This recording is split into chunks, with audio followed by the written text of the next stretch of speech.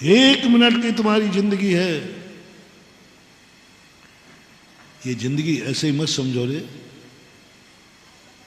असंख्यात वायु का जीवों का मौत होती है, तब तुम 1 मिनट जिंदा रहते हो। उनकी जिंदगी देखो, तुम जिंदा रह रहे हो। उनसे पूछो कि तुम्हारी 1 मिनट की जिंदगी कैसे मिली है, तो भाई काय चिल्ला चिल्ला के कहेंगे हमें मारा है जब तुम जिंदा हो।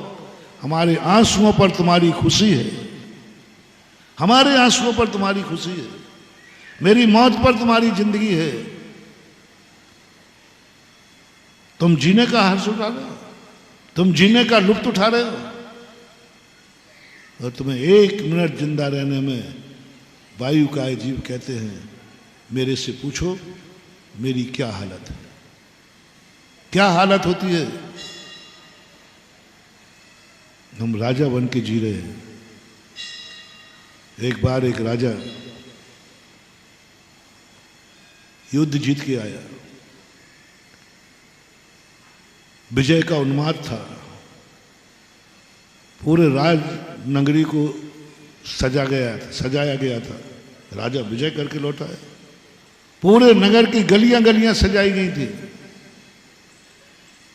और राजा का स्वागत कर रहा था जनता के लिए। राजा ने जैसे ही प्रवेश किया, पहला घर जो पड़ा, उस घर के सामने राजा की कोई आरती उतारने नहीं आया, राजा का कोई सम्मान नहीं किया। राजा ने देखा कि पहले ही घर में कौन है मेरी नगरी में जो मेरी खुशी से खुश नहीं है। कौन है, कौन है? आज दरबार में कोई शुभ शकुन नहीं है, दरबार पे न कोई चौक पूरा है, ना दरवाजे पे वो मेरा वेलकम करने आया है। राजा की बिल्कुल जी, मंत्री जी पता करो ये कौन घर है, घर में कोई है तो सही। मंत्री गए, पकड़ के लाए,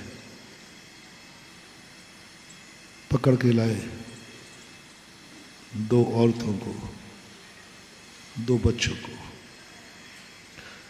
बोले राजा साहब ये हैं आपकी खुशी का कोई, इनको आपके विजय की इनको कोई खुशी नहीं है। राजा कहते क्यों? जो थोड़ी वृद्ध मां थी उससे पूछते रहे, क्यों तुझे मेरी खुशी का कोई खुशी नहीं है? तो मेरी विजय की खुशी नहीं मना सकती? कहा राजा साहब मना सकती हूं, मना रही हूं, लेकिन राजा साहब आप जिस युद्ध में विजय प्राप्त करके आए हैं, उस युद्ध में मेरा अकेला बेटा था, वो शहीद हो गया। आप बताओ राजा साहब, मैं माँ हूँ, तुम्हारी विजय की खुशी मनाऊं कि बेटे की मौत का मातम बनाऊं? मेरा इकलौता बेटा था, वही सबका घर का रक्षक था, वही खिलाने वाला था, वही सब कुछ था हमारे घर में, और कोई है ही नहीं, अकेला बेटा था, वही हमारी जिंदगी था, वही हमारा सुख था। बोलो राजा साहब, आपकी विजय की खुशी मनाएं या अपने बेटे का मातम बनाएं? क्या बेटे की अर्थी घर में रखी है, फिर भी बाहर चौक पूरे?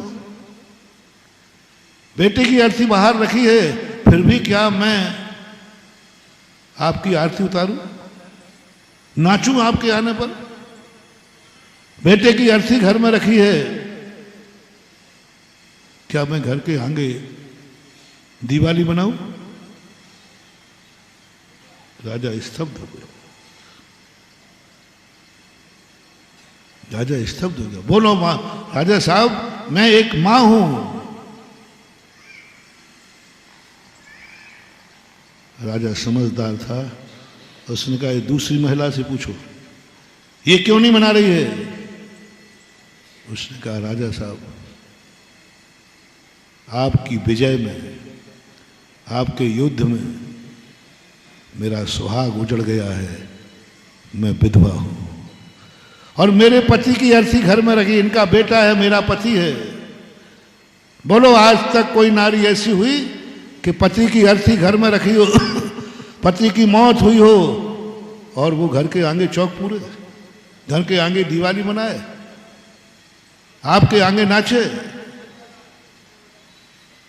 आपकी विजय में मेरा सुहाग लुट गया है, आपकी विजय में मेरा सुहाग लुट गया है, आपकी विजय ने मुझे विधवा कर दिया है, फिर भी आप मेरे से चौक की कामना करते हैं।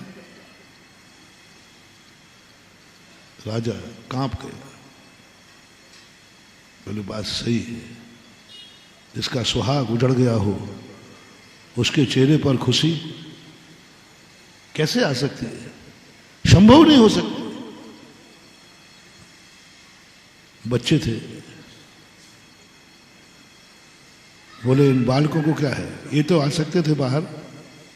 बालक भी थोड़े से बड़े थे, 12-15 साल के। उन्होंने कहा राजा साहब, आपकी विजय में हम दोनों बच्चे अनाथ हो गए। आप बड़ी देश के राजा हैं, मेरा राजा तो मेरा बाप ही था ना, मेरे ऊपर तो छाया थी। आपकी विजय में मेरे पापा की अर्थी घर में रखी है। बोलो कौन ऐसा बेटा है जो बाप की अर्थी घर में रही हो और वो बाहर आकर के दिवाली मना रहा हो, बाहर अपने घर को राजा के स्वागत के लिए सजा रहा हो। राजा इन चारों प्राणियों की बातें सुनकर के स्तब्ध रह गया। मेरे खातिर, मेरे लिए, मेरी 1-2 घंटे की ध्वजा के लिए, 2 मीटर की ध्वजा के लिए एक निपुति हुई है, एक विधवा हुई है और एक अनाथ हुए हैं 2 बालक। मंत्री जी, ये एक ही घर की कहानी है। मेरे नगर में, मेरे राज्य में ऐसे कितने घर हैं, ऐसे कितने घर हैं वो बताओ। मंत्री ने गर्दन नीची कर ली, बोले राजा साहब, युद्ध इतना भयानक था